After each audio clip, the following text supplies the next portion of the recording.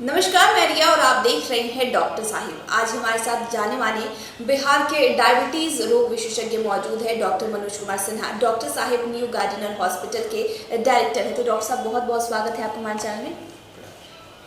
आज हम type 1 diabetes के बारे में मैं चाहती हूँ कि आप हमारे साथ, हमारे दर्शकों के साथ जानकारी साझा करें, क्योंकि कहीं ना कहीं इसके लिए लोगों में जागरूकता भी कम है।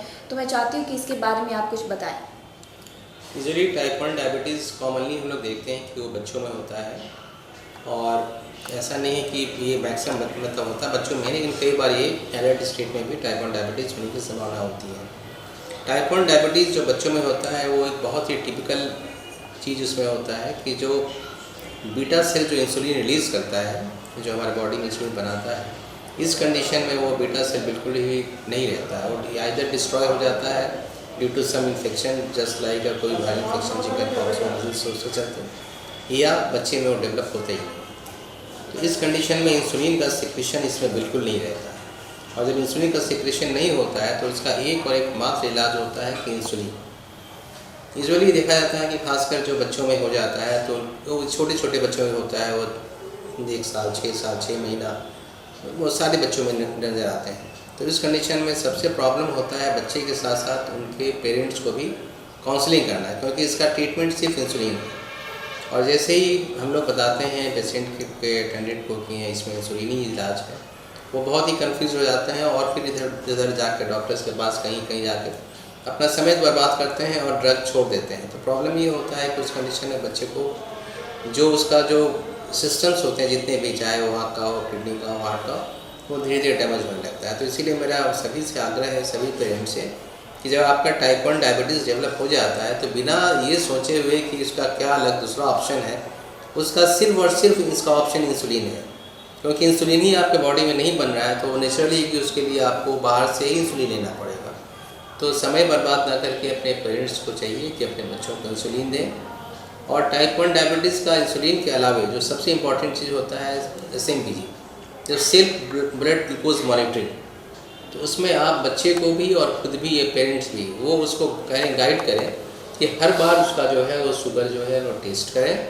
और यूजुअली इसमें हम लोग शॉर्ट एक्टिंग इंसुलिन देते हैं, क्योंकि हर बार वो खाने से पहले हम लोग टेस्ट करते हैं।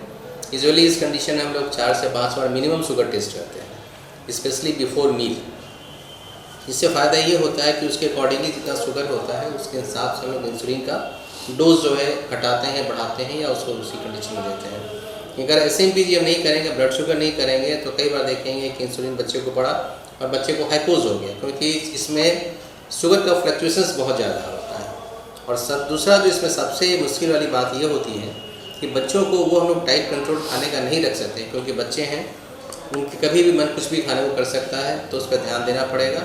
एकदम स्ट्रिक्टली हम लोग आँख बंद करके सारी चीज़ों को नहीं बंद करते हैं। बच्चे के हिसाब से, बच्चे के मूड के हिसाब से हम लोग चाहते हैं कि दें, लेकिन वो रिस्ट्रिक्टेड वे में दें, लेकिन दें। और दूसरा सबसे इम्पॉर्टेंट है कि बच्चा खासकर जो है कभी भी इंसुलिन के बाद खाना मिस नहीं करे। अगर वो कहीं बाहर खेलने जा रहा है तो उसके पहले वो प्रॉपर मील लेकर जाए, कभी खाली पेट नहीं जाए। उसके पास एक डायबिटिक टैग होना चाहिए, ताकि वो उसके पास हो।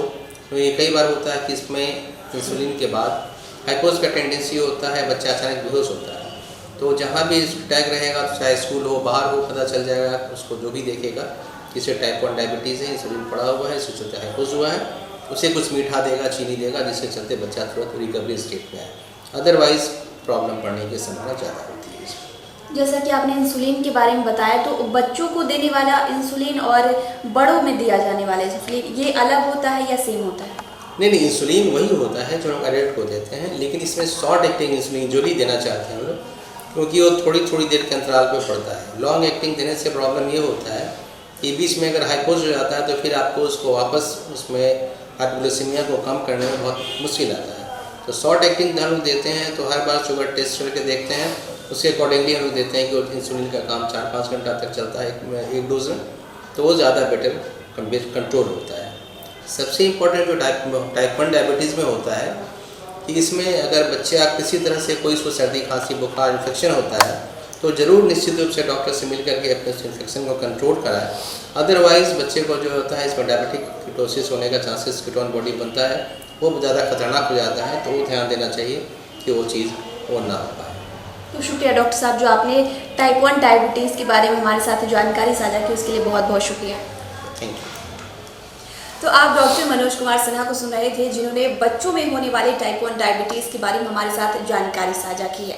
अगर ऐसा कुछ आपके बच्चे में भी लक्षण दिखते हैं तो तुरंत ही डॉक्टर से दिखाएं। तो फिलहाल के लिए इतना ही। चैनल को सब्सक्राइब करें, फेसबुक पेज को लाइक करें। साथ ही डॉक्टर साहब से आपकी क्या सवाल है हमें कमेंट कर या मेल के माध्यम से भेज सकते हैं। वीडियो देखने के लिए आपका शुक्रिया।